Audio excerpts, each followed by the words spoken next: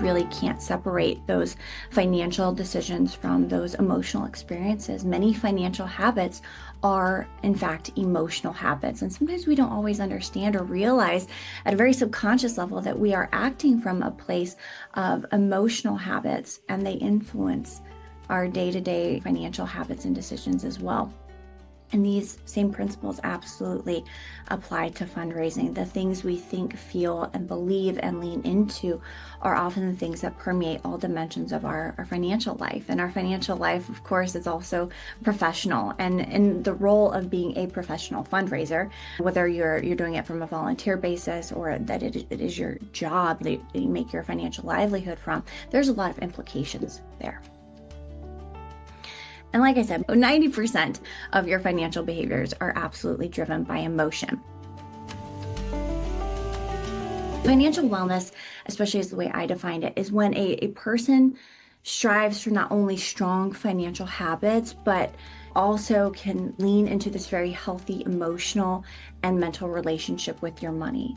It's one thing to be financially literate, which is often what we hear most often is, okay, we've got these financial literacy initiatives, which are wonderful and they're important, and it helps people know and understand a little bit more about how money functions from a very dollars and cents perspective in their life.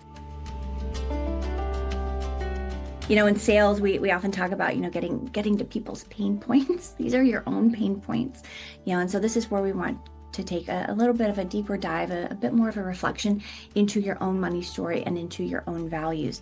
And what's so interesting about this is there's research that has shown that by the time you're 10 years old, you've already had a good foundational understanding and a development of the beliefs and the values and the things you believe to be true around money.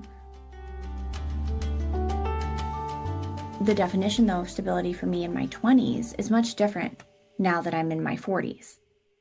Now I have 4 kids, a blended family, 3 dogs, 2 cats, and we try and manage all of those things together. And my grandma always had this wonderful line. She right before she died, she told me, she goes, Erika, she goes, remember that you're more than your miles. And I think of that and it just gets me in my chest every time.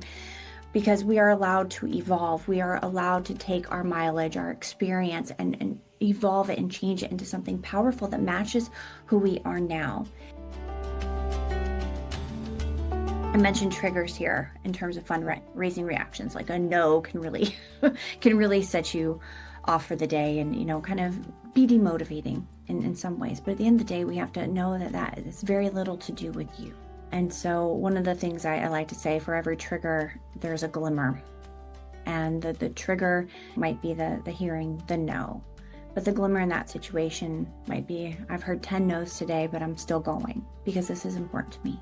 The no's have very little to do with you in most situations. Where no's, I think, become a problem and have something to do with you is if you keep hearing it in the sense of, I'm doing something wrong.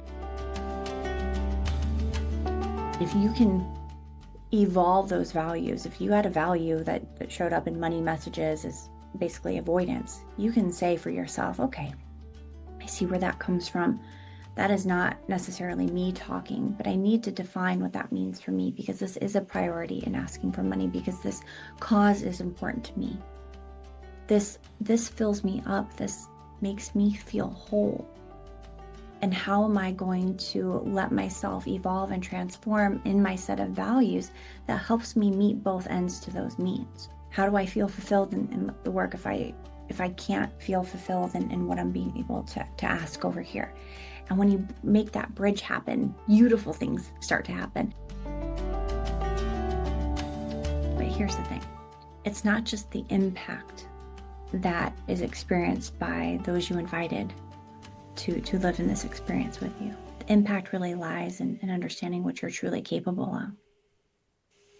And that's the growth edge that I want you to remember from day one when you got involved in 261, that this never has been about other people, but this is about you and what you're able to do and what you're capable of in this life.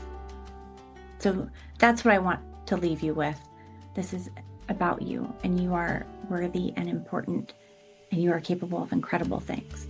And this is just the next thing that's only going to prove to yourself how wonderful you truly are.